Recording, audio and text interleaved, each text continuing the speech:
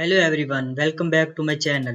In this video I am going to show you how you can install WordPress on your local computer using a tool called LocalWP. If you want to build or test your website without purchasing hosting or a domain, then installing WordPress locally is a best option. And in my opinion, LocalWP is one of the easiest tools to do that. So let's get started. First of all, open your favorite browser and then go to this website called localwp.com. So here you can see the dashboard of local, and you can see at the top right the button that says download, or you can also download for free from this button. So once you click on download for free, then a pop-up will appear that says download local. So here you can see that it asks to choose your platform, so you can choose the one you are using. I am using Windows, so I select Windows. Here you can give your first name and last name. I am giving my name. And then here you have to select your organization type. In my case I am going to choose agency. You can choose the information that fits for you, but in my case I am just going to fill the form to start the download process. So here you have to give your work email. You can use any email you have. In my case I am going to use this one. This is a temporary email, and then click on get it now. Once you click on get it now, then you will see that the download process will start. I have already downloaded it, so I am going to cancel it.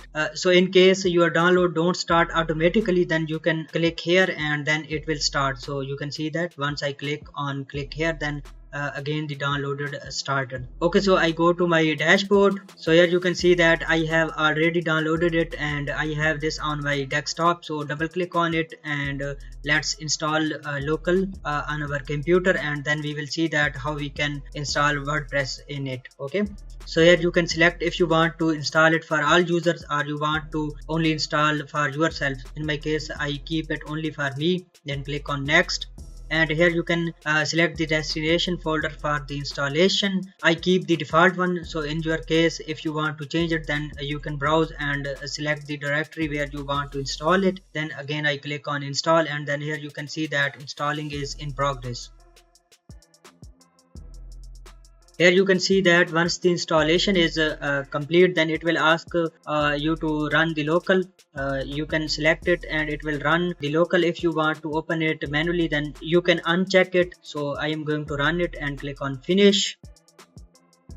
So here you can see that our local dashboard. Here I was already logged in, but in your case you will not be logged in. So if you want to log in, then you can click here on login to local, and it will open the login dashboard in your default browser. As I am already logged in on my browser to my local account, so it logged me into the local software. So in your case, if you are not logged in, then it will ask you to log in first on your browser, and then here you will be logged into your local account. So okay, so here you can see that again I am logged in. So this is the dashboard. You will see that once your local is successfully installed, so here you have a button that says create a new site, or you can also see a big plus button at the bottom right corner which says add local site. So you can click here, then it will ask you to create a site. If you want to create a new site or you want to create from a blueprint, if you have existing blueprint, then you can create from a blueprint. In our case we are going to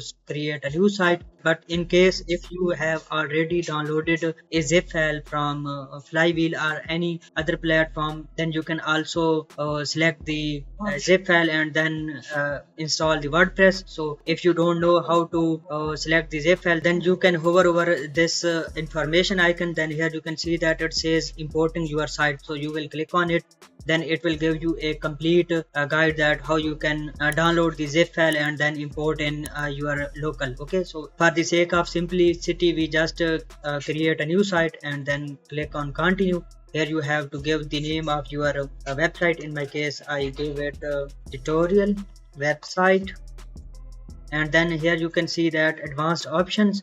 You can see it creates local site domain. In case you want to change it, then you can change it to your preferred name. Also it will give you the local site path. You can also change it. For example, I want to change it to my local directory. Here I have a specific folder, so here you can select folder.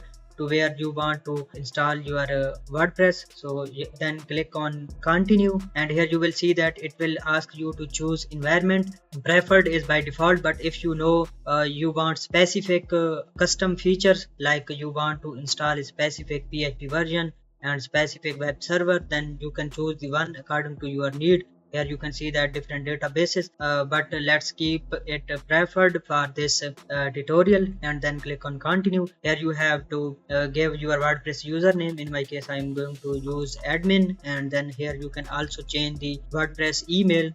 So I just keep this one, and then again here you can see advanced options. You can select the preferred language, and here you see is this WordPress multi-site, so let's keep the default option. So then click on add site. So here you can see that it is started adding the website, and once the process is complete, then we will proceed to further options. So if it asks you for any permission, then you can just click on yes, and then it is adding WordPress here. So here you can see that it is adding WordPress. So once the process is complete, then we will explore the further options that local WP provides us. Okay, so here you can see that it gives us a notification that our website has been added, and here you can also see that in local sites you can close it here, and then you can open it.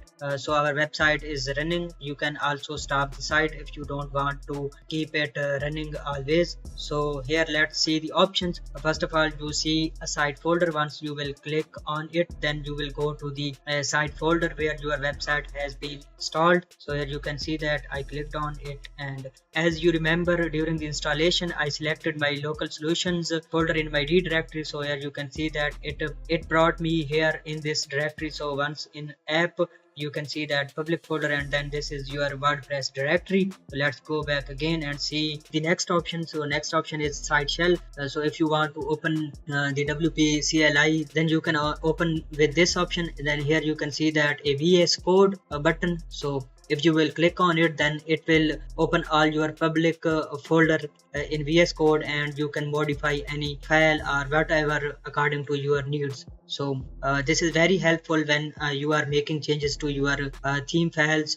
So you can directly make changes here and then save them, and they will be applied on your website. So this saves too much time. And also let's close this, and then let's see here. So here you can see a button that says WP admin, and here open site. Let's use both. So this is the website we just created, blank site. Once you will click on WP admin, then it will bring you here on the login page. So you have to give your username and password, and then you can log in. So here you can see that I am successfully logged into the local WordPress website we just created. So now you can develop your website and then migrate it to anywhere you want. So let's again go back and see the other options. So the next option is the overview. Here you can see the site domain and SSL. So you can trust this, and SSL will be applied on your local site. And here you can also change the web server from this screen, also change the PHP version. You can see the database, and this is a very useful option that says one click admin. So you can turn it on and then select the admin.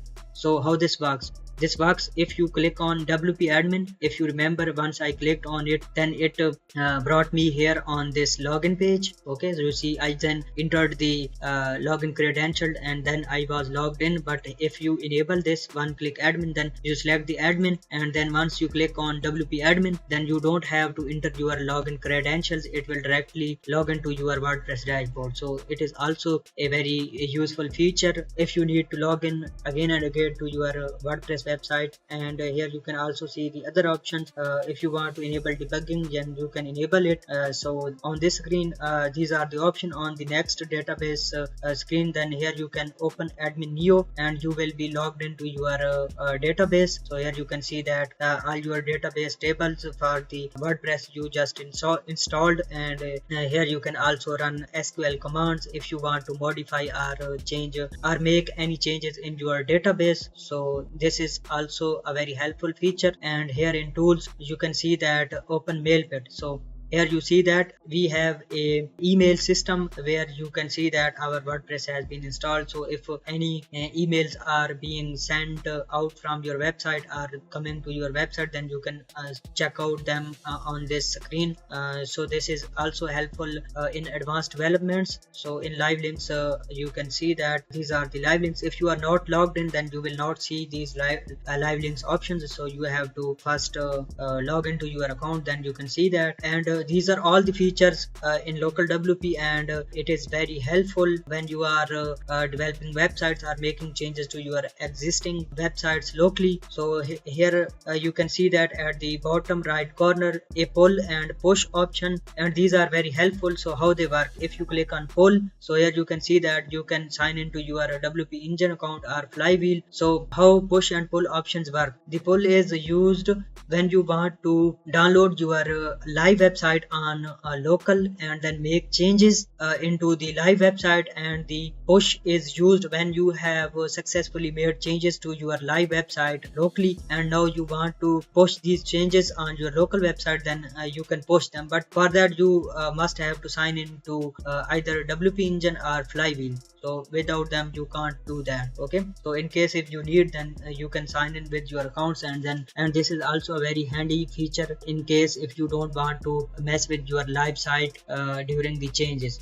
This is pretty much in this tutorial. So at the left side here you can see that some other options, that is connect and also my blueprint. So in case if you have any blueprint saved in your account, then you can start creating new sites from your blueprint. This is used when you already have a blueprint that you use on multiple sites. Once you create your blueprint, and then you can use again and again. So here are some external add-ons. So here you can see that some add-ons, for the sake of simplicity, you can explore them by yourself. And here you can see that if you want to add any other local site, then you can click on this button, and then again you have to repeat the same process we already discussed, and you can create a site. Okay, so there is another option that says stop site. So if you are done with making changes on your website, so here you can see that you can explore your website locally, and now you want to stop it, then you can stop, and after that once it is stopped, then